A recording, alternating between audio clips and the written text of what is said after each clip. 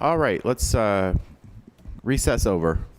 We're going to reconvene this meeting of Senate Finance, and we have one bill to hear, possible work session, and the bill is Senate Bill 397, and it came from the Committee on Government Affairs, and it is a bill,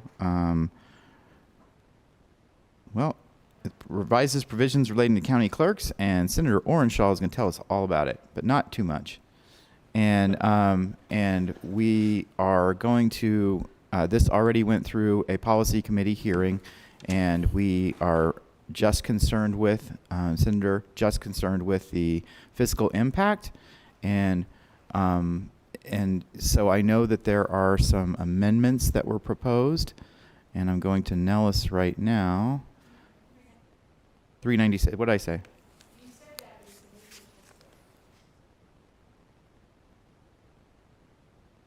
I have Assembly Bill 397 in front of me. I apologize. And I think I have it as well. Thank you. All right. And so, Senator Orenshaw, go ahead, please. Good afternoon, Chair Brooks, members of the Senate Finance Committee. James Orenshaw, State Senate District 21. Given the late hour and our session sine die getting so close, I will be very brief. In my day job, I'm a deputy public defender, and I work with many kids. Some of the kids who grow up in the foster care system and are approaching 18. Assembly Bill 350, the 2011 session, provided support that can help those kids, if they opt into that program, get a monthly stipend to try to help with landing on their feet, having an apartment, trying to have money for school, for groceries. And Senate Bill 397 tries to build on the program that Assembly Bill 350 started, the work of Speaker Buckley, Assemblyman Master Luca, to try to keep that program going, but also to make it eligible for Title IV-E federal fund reimbursement. There's an amendment I've proposed, which I believe should take out the fiscal note, but leave the statutory language in place so that if that funding does become available, working with the division, the other stakeholders, legal aid, the counties, that money could possibly be there.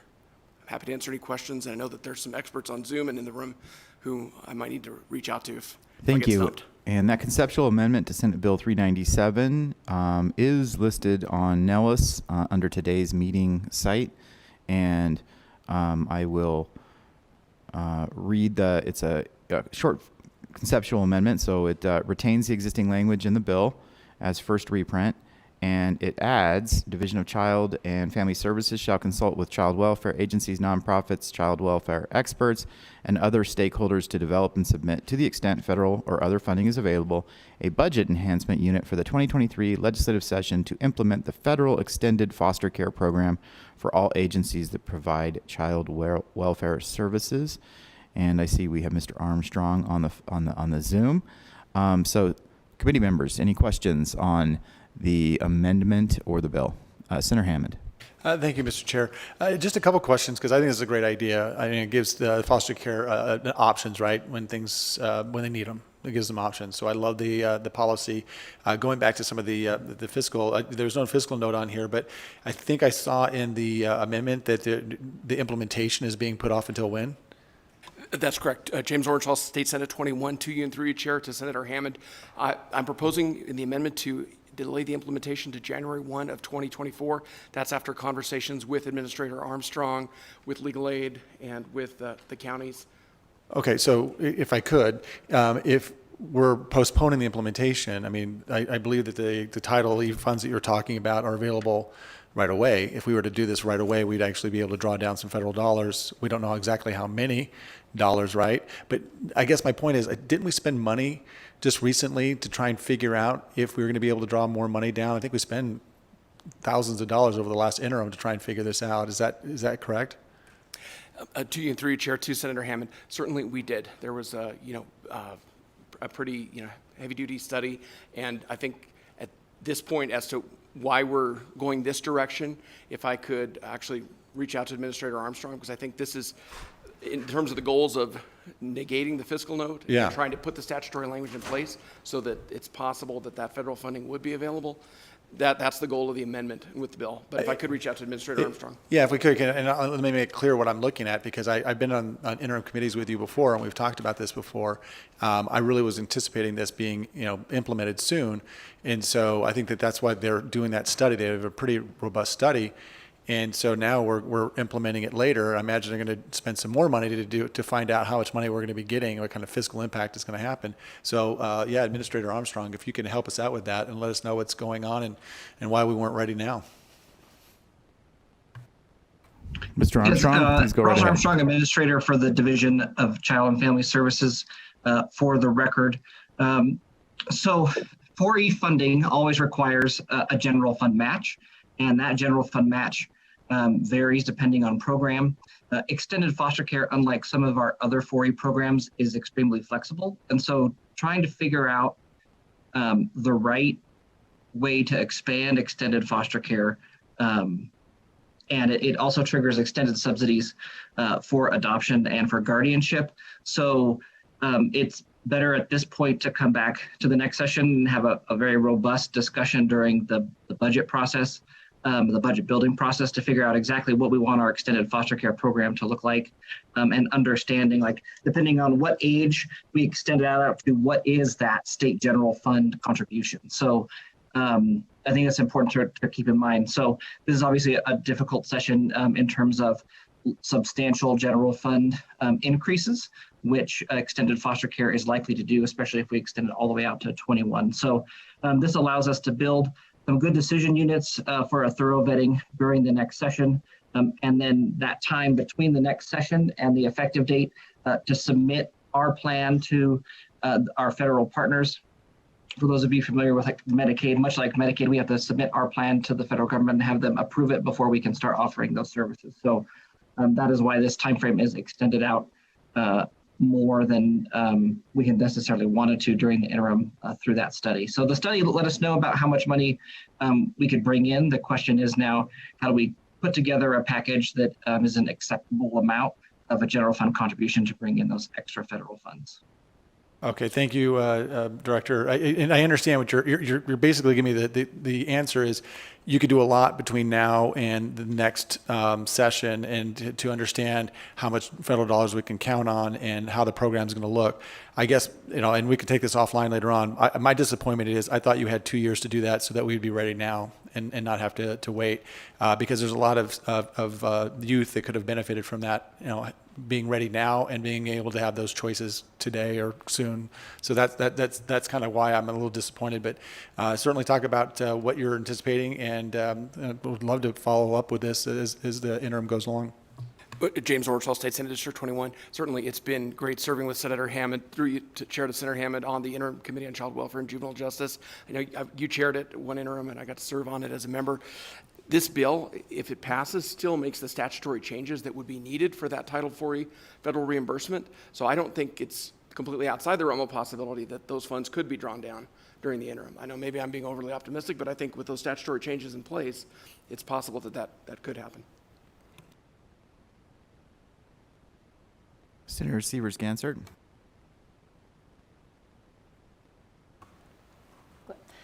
Senator Ratty. Thank you. Yeah, I just want to make very, very clear, because I unfortunately had something to do with this, looking at a long list of bills in the Finance Committee and trying to make the best choices about which ones could move with fiscal appropriations and which ones couldn't. And so I just want to make sure that, I don't want to leave it with the impression that the Division of Family, those guys, the Division of Child and Family Services didn't do what they were supposed to do. They absolutely did what they were supposed to do.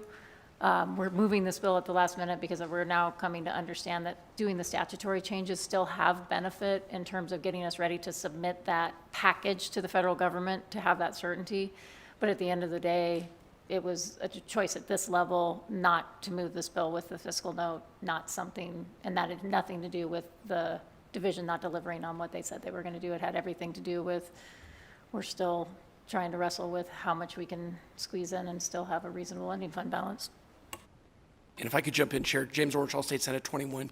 It was a great privileged to get to chair that interim committee, and I had so much cooperation between Bridget Duffy at the Clark County Juvenile Services, Legal Aid, Administrator Armstrong, a lot of different stakeholders. And, I think on almost all our bills, I know Senator Hammond would agree, we had unanimous bipartisan votes. This was one where it was really close in the end. I think we came out unanimous, but with a lot of folks with reservations.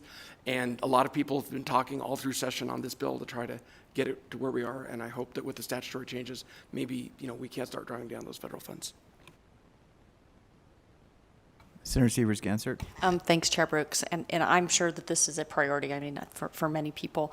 And I think the work was done on the fiscal, but I know that the budget is tight right now. So my question is around, we have so many people who are affected by COVID-19, and I don't know if there's a way, and I also know state plans take a long time, so this doesn't happen overnight anyway, and there's going to be a submission to change the state plan. So I can understand a time delay, but I also am wondering if we can queue this up to make it, kind of put it on the list, if we can use ARP funds, if we're able to get this done. Maybe it's a year from now, maybe it's a year from half from now. I'm not really sure, just to kind of get it started sooner than later, because I think it is important. And I don't know if there's an answer to that right now, but I'd like it to be on the list of many things. Thank you. Thank you, Senator Severs-Gansert. And but it does have ongoing costs in future biennia, regardless, no matter what the plan looks like. There's no way to avoid that because of the matching requirements, correct? And James Orchall, State Senate 21 Chair, if I could reach out to the administrator, because I don't want to He's shaking his speak head. about That's that. good. Thank you. He's shaking his head. That's good enough. And so that speaks to the list that you mentioned. Creating future budget expectations of in the millions of dollars is difficult, regardless of what the ARP looks like, unfortunately. But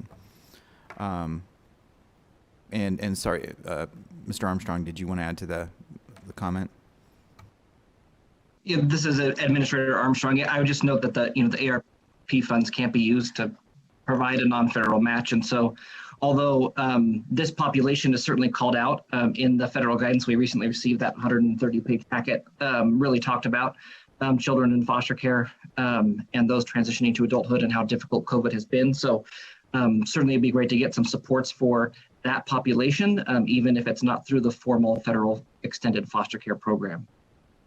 Thank you, Mr. Armstrong. And I know that there are some other direct allocations of ARP going to agencies such as yours for things such as this. And so I look forward to the plan. Any other questions from the committee on Senate Bill 397 or the amendment that was submitted by Senator Orenshaw? All right, thank you. Thank you, Senator. I appreciate it. And does everybody have access to the amendment? I know I did a fine job reading it, but you should probably have it in front of you. All right, great. So we'll go to support. It's wonderful, and we know it's wonderful. And so if your support just says it's wonderful, that's great too. Good afternoon, Chair Brooks, members of the committee, Joanna Jacob, Clark County. I just wanted to say we are in support. We did have a fiscal note as well on behalf of Clark County, but obviously pushing this out. We'll remove that fiscal note, Chair Brooks and members of the committee. I do want to note a few things on the hard work that we put on that we did in the Senate side before the Senate Health and Human Services Committee in actually taking a program that we have in Clark County and making it 4E eligible. That is the importance of the statutory changes that we wanted to make sure that they go into statute today, because we did that work so that we would be ready, Senator Hammond and Senator Gansert, as soon as possible to make this change, because this is one that we have found the youth in Clark County would like. And there is actually, we had testimony in the 2019 session from some of those youth who did visit with the legislature, who had said that they had originally made the decision to go out on their own and then felt that they wanted to come back because they needed additional supports. And that is why we've worked so hard to try and do this. There is federal funding coming in right now under the Chafee stream of funding that was made available under the pandemic aid, that because during the pandemic there was a feeling that they wanted youth to be able to stay in foster care, that we didn't want disruptions in placements. And so without those statutory changes that you have before you, we don't have a mechanism to bring them back in, and that's why it is so important to Clark County to see this go forward, and why we worked with legal aid on this. And so we look forward to the conversation, and we are in support of this measure. And thank you to Senator Orenshaw for always being our champion and allowing for this ball to continue to move forward. So thank you. Thank you. Do we have anyone else here in support? All right, can we go to the telephone and see if we have anyone in support of Senate Bill 397? Thank you, Chair Brooks. To testify in support on Senate Bill 397, please press *9 now to take your place in the queue. Caller with the last 3 digits, 229. Please slowly state and spell your name for the record. You have 2 minutes and may begin. Good afternoon, Chair and Committee. Jamie Rodriguez, that's JamieRodriguez. And taking heed from the chairman, I will be very quick and short. Just wanted to say that Washoe County is very appreciative of Senator Orenshaw's work on this bill, and appreciative of trying to help get more federal funds to help support this program, and just really wanted to thank him, Ross Armstrong, for their work on this, and echo the statements of Ms. Jacobs. Thank you so much. Thank you. Any other support on the phone? Thank you, Chair. We have one more. Caller number with the last 3 digits, 377. Please slowly state and spell your name for the record. You have 2 minutes and may begin. Good afternoon. Excuse me. My name is Deshaun Jackson, DASHUN, I am an alumni of Nevada's foster care system, and I currently serve as the Director of Children's Safety and Welfare Policy with the Children's Advocacy Alliance. This afternoon, I speak in support of Senate Bill 397, not only in my professional role, but in my personal experience. This bill is extremely important and is vital to the outcomes of Nevada's foster youth.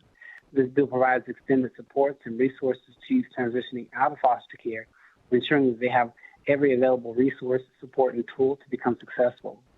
Reader Pierson stated, "Every child deserves a champion, an adult who will never give up on them, who understands the power of connection and insists that they become the best they can possibly be." Thank you so much, Senator Orenshaw and committee members. Thank you. Once again, we are currently in, I'm so sorry, Chair. Oh, no, go right ahead. I'm sorry. I'm just looking for any other callers in support. Thank you, Chair. We are currently in support testimony on Senate Bill 397. If you would like to give testimony in support, please press *9 now to take your place in the queue.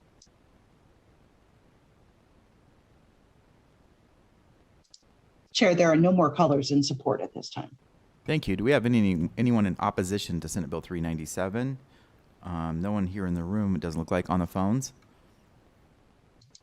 Thank you, Chair. To testify in opposition on Senate Bill 397, please press *9 now to take your place in the queue.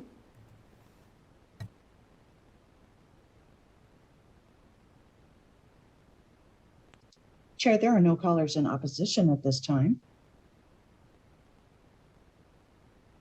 Thank you. Do we have anyone in neutral on Senate Bill 397? Thank you, Chair. To testify in neutral on Senate Bill 397, please press *9 to take your place in the queue.